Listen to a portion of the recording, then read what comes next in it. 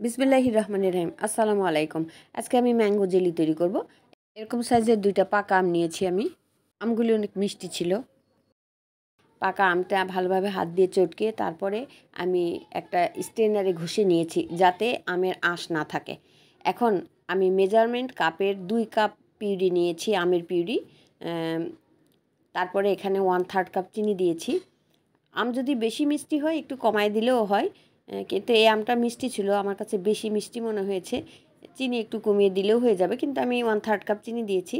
এখন এটা চুলায় দিয়ে আমি ভালোভাবে জাল করে নেব।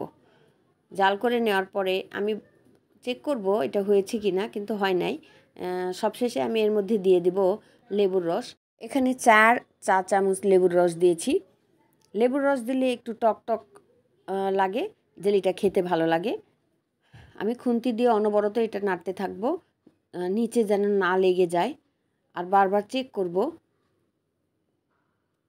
এই যে এরকম ঘন হয়ে গেছে, এখন আমি এটা নামিয়ে নিব আর চেক করে দেখব এটা হয়েছে কি না। সেটা চেক করতে একটা বাটি নিব, একটা বাটিতে একটু ম্যাঙ্গো জেলি নিয়ে নিব। নিয়ে নেওয়ার পরে যদি বাটিটা বাঁকা করার পরে জেলিটা গড়ায় যায় তাহলে হয় নাই। আমি এখন চেক করে দেখেছি, একটু বাঁকাও করেছি কিন্তু এটা গড়ে পড়ে নাই। আবার জেলির মাঝখানে আঙ্গুল দিয়ে টান দেওয়ার পরে 2 পাশের জেলি যদি এক না হয় তাহলে এটা হয়ে গেছে। তাহলে ফাইনালি আমার ম্যাঙ্গো জেলি তৈরি করা হয়ে গেছে। আমি একটা বাটিতে নিয়েছি, এটা ঠান্ডা হলে একটা জারে ভরা যাবে, কিন্তু আমি জারে নিব না আজকে, কারণ এটা আমরা আজকে বিকালের নাস্তা হিসেবে পাউরুটি দিয়ে খাবো।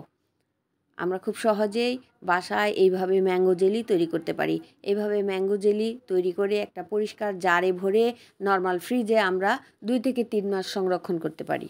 একটা চামিচ দিয়ে উঠিয়ে দেখাচ্ছি যে জেলিটা কীরকম হয়েছে। একটু আঠালো ভাব হবে জেলি। এখন আমি একটা পাউরুটিতে নিয়ে নিব। আসলে এটা আমাদের বিকালের নাস্তা ছিল। এই তো খুব সহজে তৈরি করে নেওয়া যায় ম্যাঙ্গো জেলি। এটা হোমমেড ম্যাঙ্গো জেলি।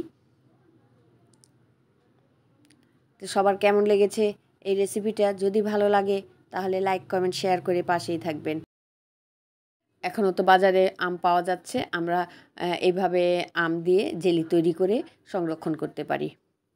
তৈরি হয়ে গেছে হোমমেড ম্যাঙ্গো জেলি। সবাইকে অসংখ্য ধন্যবাদ এতক্ষণ ভিডিওটি দেখার জন্য। আপনারা কে কোথায় থেকে এই ভিডিওটি দেখছেন প্লিজ কমেন্ট করে জানাবেন, তাহলে আমি অন্তত আপনাদের একটা ধন্যবাদ জানাতে পারবো। আবারও হাজির হব যে কোনো একটা রেসিপি নিয়ে। সবাই ভালো থাকবেন, সুস্থ থাকবেন। আল্লাহ হাফেজ।